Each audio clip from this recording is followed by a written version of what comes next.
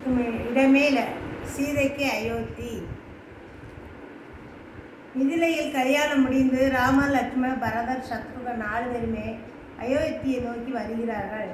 மக்கள் அனைவரும் மிக்க மகிழ்ச்சியுடனும் சந்தோஷத்துடனும் இருக்கிறார்கள். அரண்மனையில் நுழைந்ததும் கோசலை, கைகேயி மூவரும் அவர்களுக்கு ஆளாத்தி எடுத்து அரண்மனையில் அழைக்கிறார்கள். அரண்மனையில் நுழைந்ததும் அவங்க செய்ய வேண்டிய சடங்குகளை எல்லாம் செய்துவிட்டு அழைத்து பால் பழம் கொடுக்கிறார்கள். தசரதர் 4 பேருமே திருமணம் முடிந்து வருவதை கண்டு மிக்க மகிழ்ச்சியுடன் இருக்கிறார். மிக்க மகிழ்ச்சியுடன் இருந்து வசிட்டரை சந்திக்கிறார். வசிட்டரை சந்தித்தவுடன் வசிட்டர் சொல்லுகிறார், உங்களுக்கு வயதாகிவிட்டது, இனி ராமருக்கு பட்டாபிஷேகம் நடக்க வேண்டும் என்று சொல்கிறார். அதை அவர்கள் அம்மாக்கள் கேட்டு மிகவும் சந்தோஷம் அடைந்து கைகேயிடம் சொல்லுகிறார்கள். கைகேயி, என் மகனுக்கு ராமனுக்கு பட்டாபிஷேகம் நடக்கிறதா, ரொம்ப சந்தோஷம் அடைகிறேன் என்று மிகுந்த மகிழ்ச்சியுடன் இருக்கிறார். அதை கேட்ட மாந்தரை என்ற கூனி, என்ன நீ சந்தோஷம் அடைகிறாய்?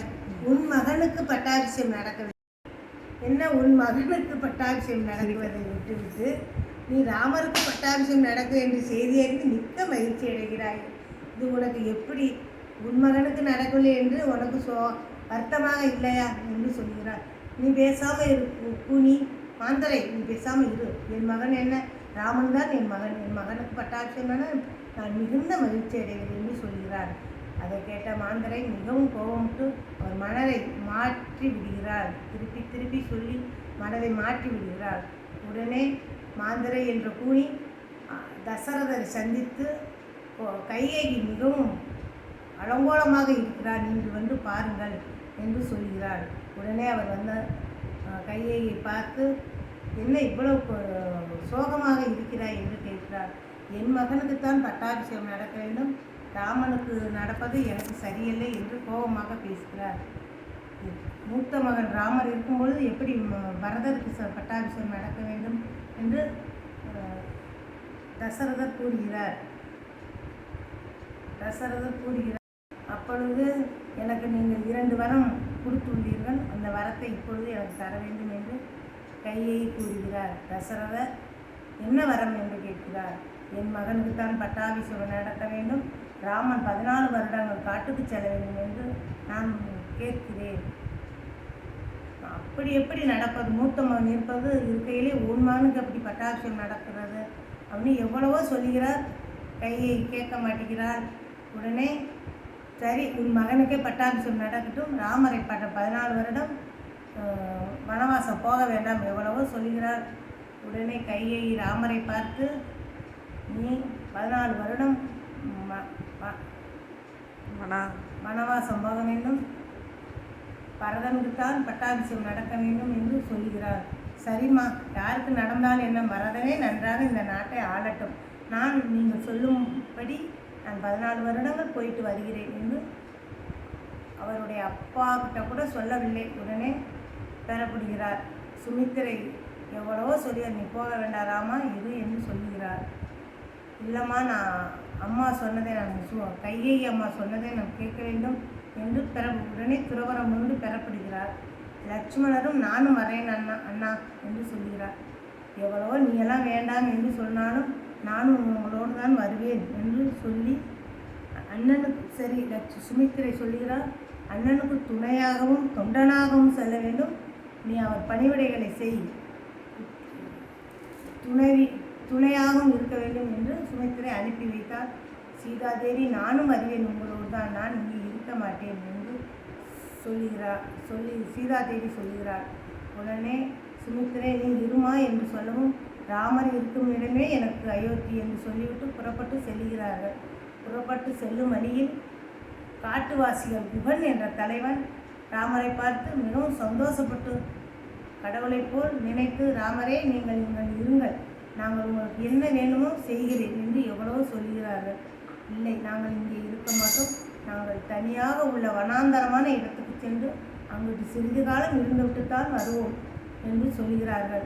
அங்கு போய் இருக்கும் பொழுது அதை அயோத்தியில் தசரதர் தன் மகன் போனதை நினைத்தே உடம்பு ரொம்ப மோசமாகிவிட்டு உயிர் திறந்தார். உயிர் திறந்து பரதரை வர ஊரில் மாமன் வீட்டில் வளர்கிறார். பரதனை வர சொல்லி உங்கள் அப்பா அப்படி இறந்து விட்டார் எல்லாமே சொல்லவும் நடந்தவைகள் எல்லாமே சொல்கிறார்கள். உடனே அவர் தன் தாய் பரதன் கோபமடைந்து தன் அம்மா கையையை பார்த்து உன்னால் தாமா இவ்வளவு தூரம் நடந்துள்ளது அப்படி என்று கோபமுடன் பேசுகிறார். கோபமுடன் பேசிவிட்டு தன் அண்ணன் தான் இறுதிச் சடங்கு செய்ய வேண்டும் என்று தன் கலசத்தை எடுத்துக்கொண்டு அம்மா சுமித்திரை கையை கோசலை எல்லோருமே அண்ணனை தேடி செல்கிறார்கள். செல்லும் வழியில் அவர்கள் எங்கே இருக்கிறார்கள் என்று தெரியவில்லை. செல்லும் வழியில் குகனை சந்திக்கிறார்கள். குகனிடம் கேட்கிறார்கள்.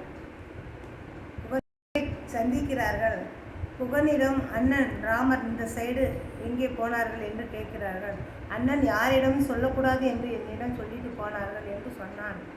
உடனே குகனிடம் அண்ணன் இருக்கும் இடத்தை சொல்லுங்கள். அப்பா இறந்துவிட்டால் அண்ணன் தான் அந்த காரியத்தை செய்ய வேண்டும், அதனால் நாங்கள் அவரை பார்க்க போகிறோம் என்று சொல்லவும் குகன் கூட்டிக் கொண்டு இருக்கும் இடத்தை நோக்கி கூட்டிக் கொண்டு செல்கிறார். சொல்லு.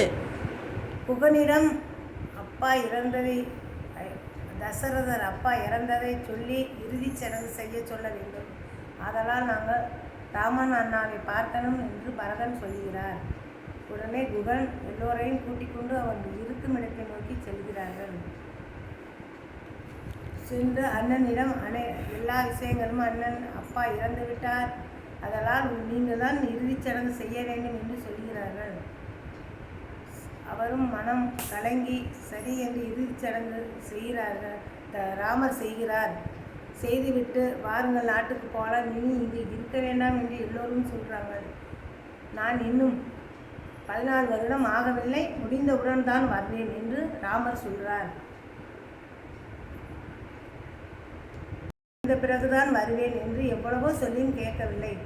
ஜனகர் தன் மகள் சீதா தேவியை நீ அயோத்தியிலிருந்து உன் தங்கைகள் இருக்கிறார்கள், நீயாவது அங்கே வந்து இரு என்று சொல்கிறார். நான் வரமாட்டேன், ராமர் இருக்கும் இடமே எனக்கு அயோத்தி என்று சொல்லி அவர் ராமருடன் இருக்கிறார்.